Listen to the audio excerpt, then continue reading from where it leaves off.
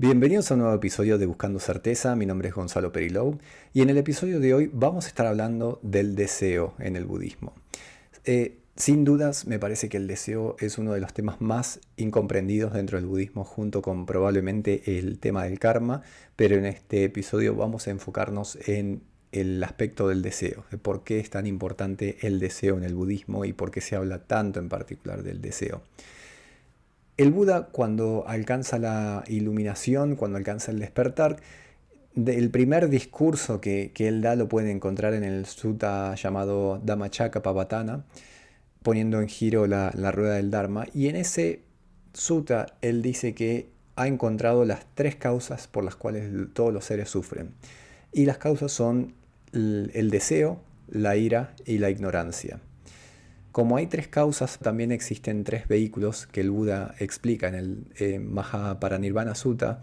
En ese sutra en particular, que fue el último discurso antes de que el Buda alcance el Parinirvana, él explica que hay tres vehículos que se pueden seguir y los tres vehículos llevan a resultados distintos y los métodos que se aplican son distintos. Entonces, si bien los tres vehículos incorporan estos aspectos de las causas del sufrimiento, es decir, que del deseo, la ira y la ignorancia, cada uno de los vehículos enfatiza un poco más uno de estos aspectos. Por ejemplo, tenemos que tradicionalmente se explica que cuando se habla del vehículo fundamental, es decir, del vehículo del Hinayana en sánscrito, se le da una importancia mayor al deseo. Y cuando se aplican los antídotos en la mente y el practicante obtiene el resultado, en ese momento se convierte en un arhat. A partir de ese momento ese ser no tiene más deseo. Y ahí cortó con el sufrimiento y a partir de ahí ya ese practicante no sufre. Ahora, para aquellos practicantes que siguen el segundo yana, es decir, los que practican el gran vehículo, Mahayana en sánscrito, estos practicantes se enfocan en eliminar la ira.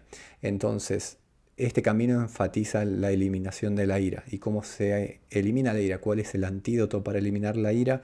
Es la gran compasión que se desarrolla. Y el tercer vehículo, que es el Vajrayana, el camino del diamante, ahí tiene Mantrayana, tiene distintos nombres. En este camino lo que se enfatiza es la eliminación de la ignorancia, también a través de distintos aspectos o distintas tecnologías, distintos métodos que el practicante debe aplicar a su mente. Como resultado de estos dos vehículos se obtiene la omnisciencia. Y como resultado del primer vehículo, del vehículo fundamental, se obtiene la liberación del sufrimiento. ¿Sí? La omnisciencia incluye también a la liberación del sufrimiento, es decir, en los tres casos el practicante elimina el sufrimiento. Y doy esta pequeña introducción a los vehículos porque voy a estar explicando el apego más que nada desde el punto de vista del Mahayana, ¿sí? Desde el gran vehículo y desde el Vajrayana.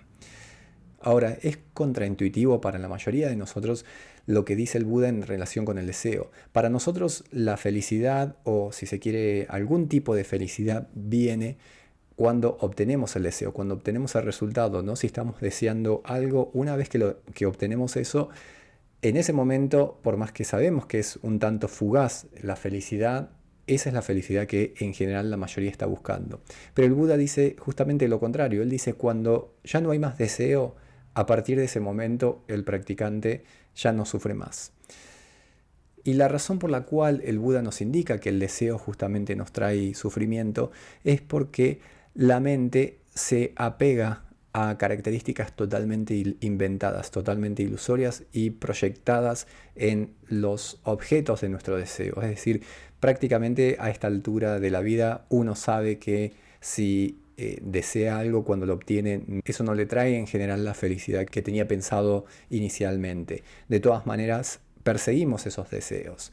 Entonces el Buda dice que estas características que aparecen en los fenómenos que nosotros pensamos que existen realmente son simplemente etiquetas, son simplemente características imputadas, son características que proyecta la mente, y por eso es que cuando obtenemos lo que pensábamos, este objeto de deseo, y lo tenemos en nuestras manos, en ese momento no existe esa felicidad que inicialmente habíamos imputado en el objeto.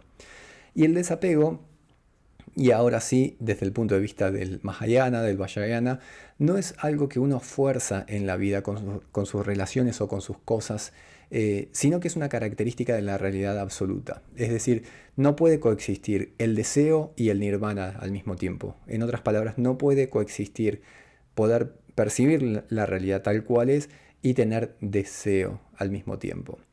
Y cuando vemos que hay interpretaciones en las cuales se dice que el budismo trata de desapegarse de todo, de que el practicante vive por sus propios medios y que no le importa absolutamente nada, esos casos tenemos que identificarlos como indiferencia. No es lo mismo ecuanimidad y no es lo mismo desapego que la indiferencia por el sufrimiento de los otros o por las necesidades de los otros. Es más, cuando estamos hablando del camino del Mahayana o el Vajrayana, ¿sí? El gran vehículo o el camino del diamante, en lo que se enfatiza es en cultivar la gran compasión.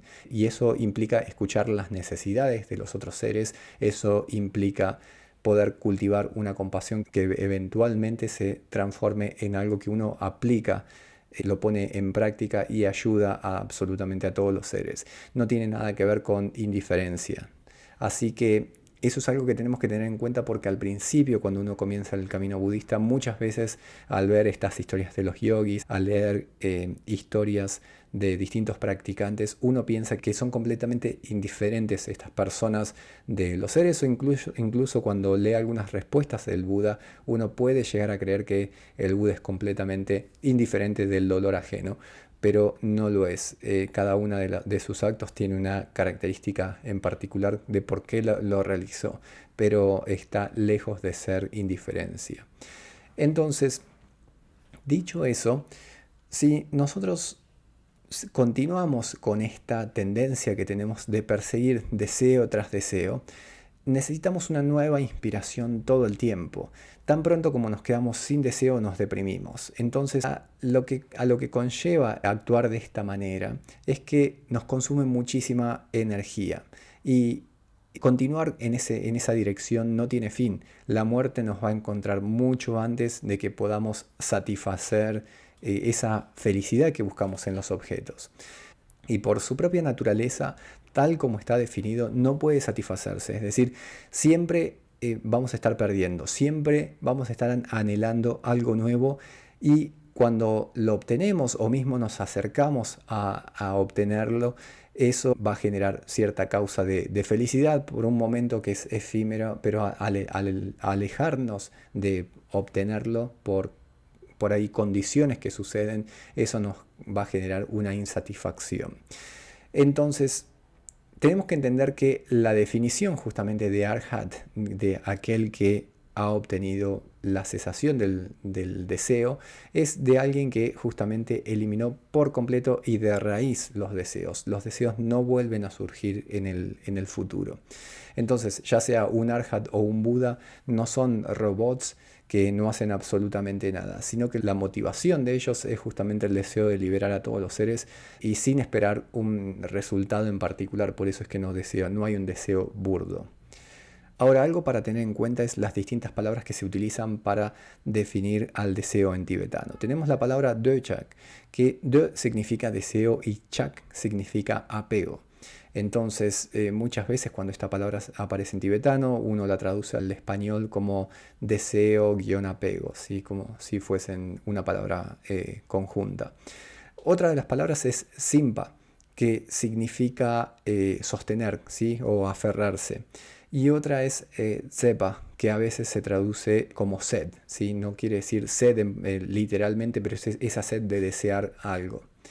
Y el Buda en el Dhammacakkappavattana explica: ahora bien, bhikkhus. Bhikkhus significa monjes, ¿sí? Esta es la noble verdad del origen del sufrimiento. Este es el anhelo, sed, lo que lleva a volver a ser, acompañado de deleite y lujuria, buscando deleite aquí y allá, es decir, ansia de placeres sensuales, ansia de devenir. Ahora, bhikkhus, esta es la noble verdad de la cesación del sufrimiento. es el desvanecimiento y la cesación permanentes de ese mismo anhelo, el abandono y la liberación de él, la no dependencia de él. Eso es lo que explica el Buda cuando está dando el primer sermón.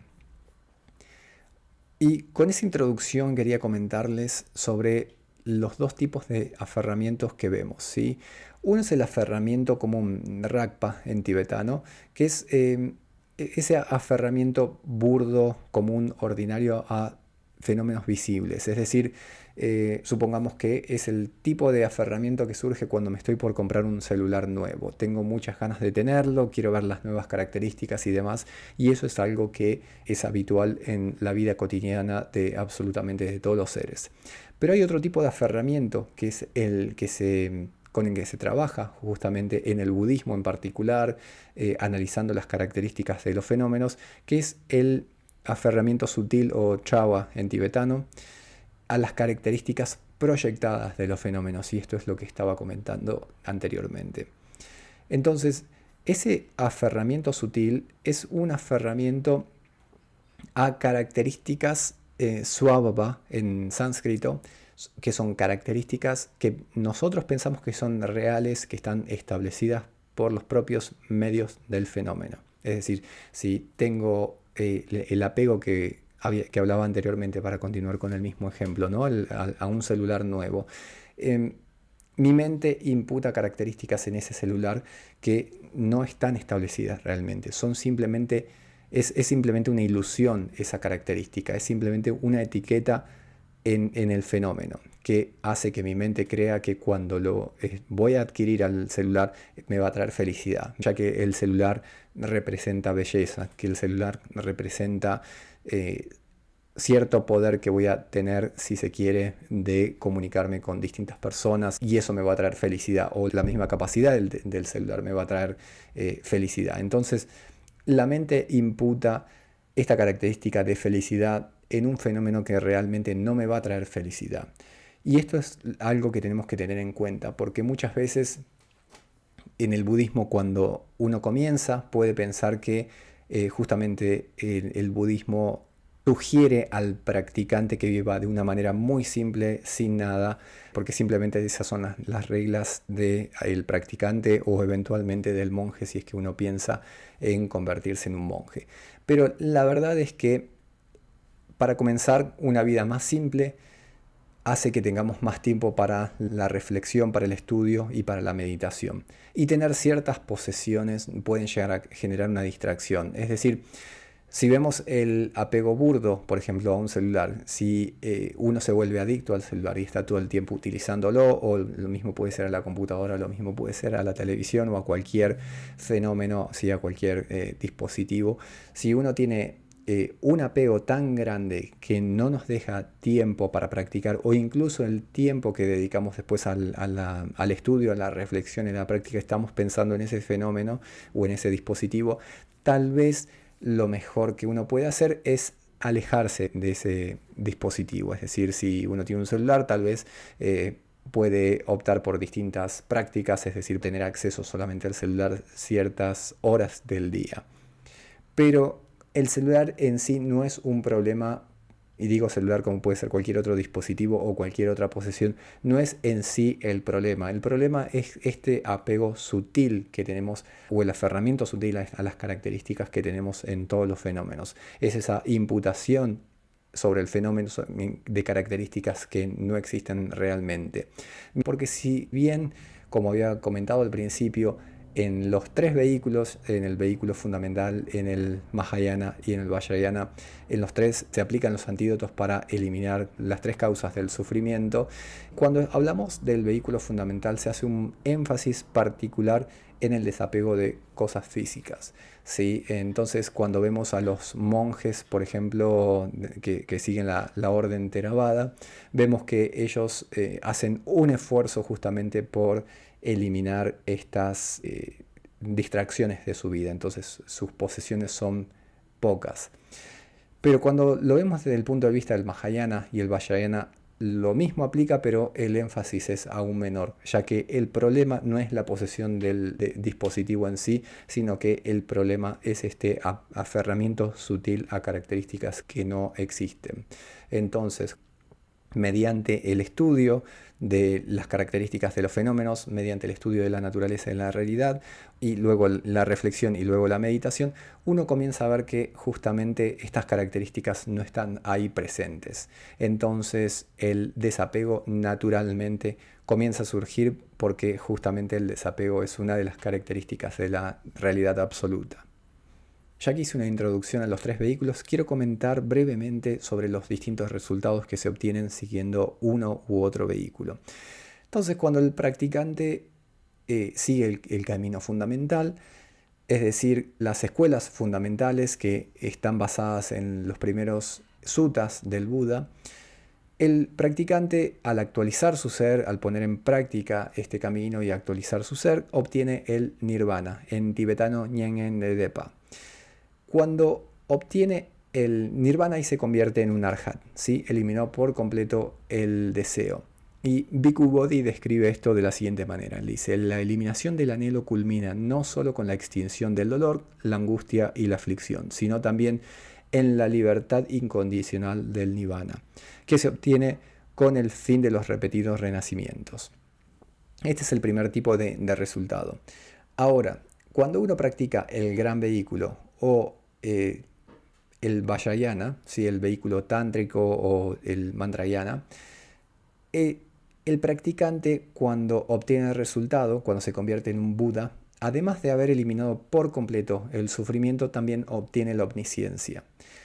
Y esto lo logra porque practicó las paramitas, estas virtudes trascendentales, acumuló las paramitas de una manera infinita y de esta manera obtiene características, obtiene cualidades infinitas que son clarividencia y todos estos demás poderes que los puede utilizar para guiar al practicante, a los estudiantes que se va encontrando en su existencia de manera perfecta. Entonces, de esta manera se explica que cuando uno se encuentra con un Buda, las instrucciones que le va a brindar el Buda sobre cómo proseguir el camino y cómo librarse del sufrimiento son perfectas para ese practicante en particular. Es por eso que hay distintas enseñanzas, porque hay distintos métodos, porque no todos los continuos mentales son iguales, no todos los seres tienen las mismas disposiciones. Entonces, cuando obtiene esta omnisciencia, el practicante no cesa en el nirvana como el practicante anterior. Lo que hace es trascender el nirvana. Entonces, en tibetano se habla de Mine Peñangen Letepa, es decir, la trascendencia del nirvana.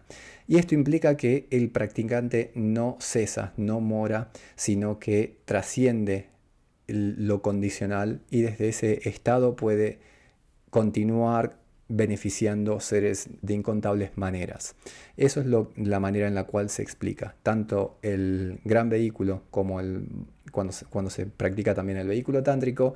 El resultado no es el nirvana, sino que es la trascendencia del nirvana para poder beneficiar así por siempre absolutamente a todos los seres. Sé que hay personas que comentan que estas diferencias de nirvana es simplemente una invención del Mahayana, del gran vehículo, que en realidad tradicionalmente no hubo nunca ninguna diferencia en los nirvanas. Pero si nos remontamos al vehículo fundamental, a los suttas, podemos ver que los practicantes que en ese momento, durante la vida del Buda, se convertían en arhats, ¿sí? Es decir, se habían liberado por completo del sufrimiento, no tenían los mismos poderes del Buda, y en esos textos ellos mismos comentan que la diferencia es que el Buda siguió otro camino, que es justamente el de acumular estas paramitas, estas virtudes trascendentales de manera infinita, para que cuando se conviertan en Buda, el beneficio de los seres va a ser mayor que habiéndose convertido en arhats. Es decir, esta diferencia está presente en los textos en Pali, justamente desde el comienzo, y los practicantes mismos del Theravada, del Hinayana, comentan sobre esta diferencia, así que esta diferencia existe en los vehículos y es por eso que el Buda también explica estos dos vehículos, ya que hay seres que no tienen la disposición para seguir el gran vehículo, entonces comienzan con el camino fundamental y eventualmente cuando llegan a la cesación se habla de que pueden morar ahí por muchísimo tiempo y luego eventualmente en un momento van a continuar con el camino hasta convertirse en Budas completos. Pero el camino finaliza, según el budismo o según la tradición budista, según los textos budistas, finaliza cuando el practicante obtiene el Minepe Ñang'en Ledepa, es decir, la trascendencia del nirvana. No es que mora en nirvana. Así que hasta acá llegamos con el episodio del día de hoy. Espero que les sea útil y nos vemos la próxima.